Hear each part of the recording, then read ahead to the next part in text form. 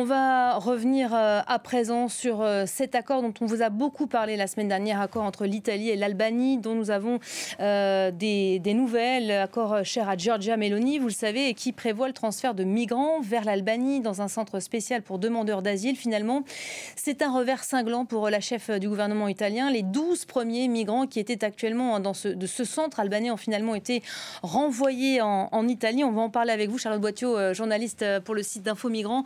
Bonjour Charlotte, première question, qu'est-ce qu'il s'est passé? Pourquoi ces 12 personnes renvoyées? On parlait de 16 personnes au départ. Oui, c'est vrai, c'est un tribunal italien qui a décidé de contrer tout simplement Giorgia Meloni. Ce tribunal a décrété que ces 12 hommes originaires du Bangladesh et d'Égypte, qui étaient arrivés mercredi, je le rappelle, dans ce centre albanais, seraient finalement transférés en Italie.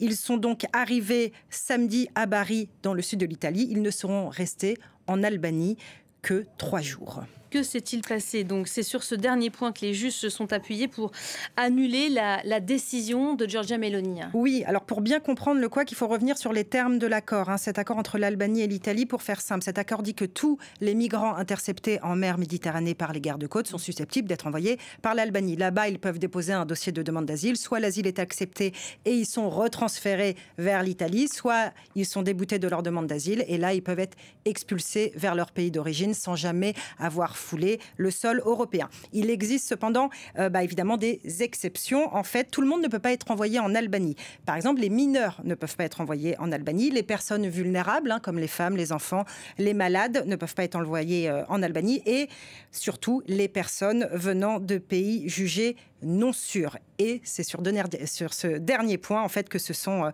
appuyés les juges pour annuler la décision de Giorgia Meloni. Pourquoi? Parce que ces juges italiens estiment que le Bangladesh et l'Égypte sont des pays non sûrs, c'est-à-dire des pays où peuvent régner la guerre, où il peut y avoir des persécutions politiques ou un non-respect, par exemple, de l'état de droit. Et donc, pour rendre cette décision, ces juges se sont appuyés sur un arrêt de la Cour de justice européenne qui estime, elle aussi, que ces deux pays, Bangladesh et Égypte, ne sont pas des pays sûrs. C'est donc illégal de renvoyer des migrants venus de ces deux pays vers l'Albanie. Mais pour l'Italie, c'est tout simplement l'inverse. Rome, elle aussi, a une liste de pays sûrs et non sûrs.